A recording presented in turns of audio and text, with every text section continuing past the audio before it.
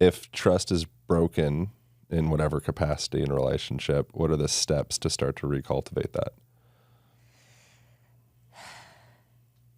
Even the words "trust is broken." It's really someone's disappointed and an expectation wasn't met. Mm-hmm. Even the idea that trust is broken already pits one as the goodie and the baddie, so I like to stay out of that. Oh, I like that. But let me start with something I actually heard Tony Robbins say once. You cannot repair with words something that was broken with actions or something that was acted behaviorally. So oftentimes something goes wrong and we try to explain or, charm our way out of it or apologize our way out of it. And sometimes the breakdown requires a shift in your whole behavior to repair or compensate or make good again.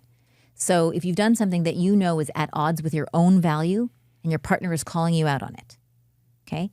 And that's usually why partners have frustration, is that you are acting in a way that's not even aligned with your own values.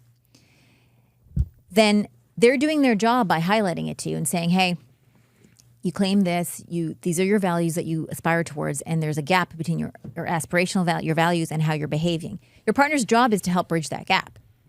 And so, what was the question you asked me? Regaining trust. Recultivating trust.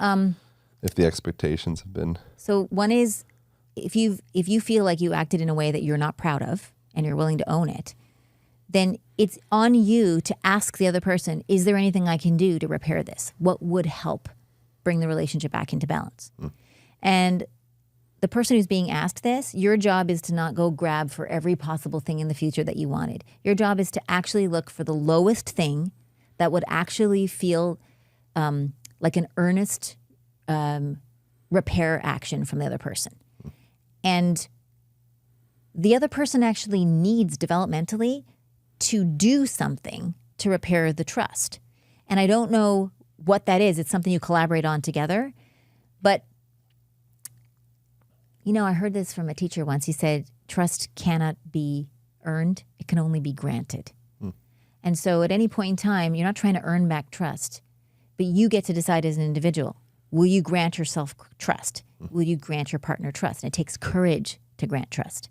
And that's why a lot of people aren't able to do it. Because you have to keep, I don't want you to trust without verifying. Okay, so you want to trust something someone says and then always verify later to check if there's a space between what the person claims and then what they're able to follow through with. I think trust has different domains. There's I trust someone's intention. I could trust my dad's intention, but I might not trust his competence to fix my laptop. And so which domain of trust are you feeling is missing? Because I want to make sure we're not conflating them. And almost all the time where we're not trusting someone's intention, it's actually a competence that's missing. We were talking earlier about a gentleman who ghosts people and doesn't call back when you're reaching out. My guess is he doesn't have the tools to reach out in a way that doesn't feel uncomfortable. So he just doesn't do it. Right. It's not that he has malintention or he thinks poorly of you. Yeah. It's actually a missing competence. Yeah. It's like an internal overwhelm that just goes to zero. Yep. You're like, okay, I can't do anything about it. Yeah. Within trust, is there anything else any other particular tools that come to mind for you for cultivating that? Like something I've heard that I thought was interesting is in order for someone to be trustworthy, you have to trust them.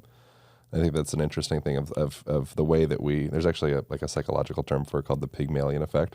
Essentially we paint people's character upon them based off of our projection or our perception of them.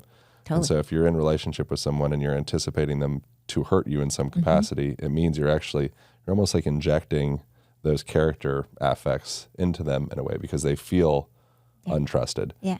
And so then you're subconsciously planting those characteristics into the person. So is it more of an internal game to cultivate trust in a relationship? Is it a group dyad thing? Well, that's why I said the trust that you don't have in them is really you don't trust yourself to be able to cope with future divergent behaviors. Right. What you were saying, how do you cultivate that trust within yourself? You tend to trust yourself in direct proportion to how much your behavior matches your own values. So the smaller the gap between your behavior and your values, the higher your self-esteem.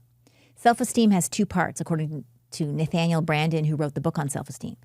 Self-esteem has two parts. The first part is believing that you deserve to be happy. Just that, worthiness, deserving. Second part of self-esteem is trusting that your future self will be able to cope with what life brings it.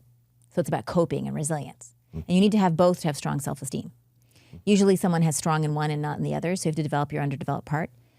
But in order to build your ability to trust your future self and someone else, you have to start cultivating like, oh, I can handle whatever sensations come up. If my partner betrays me or something bad happens, can I cope and can I take an indicated action that supports my future self?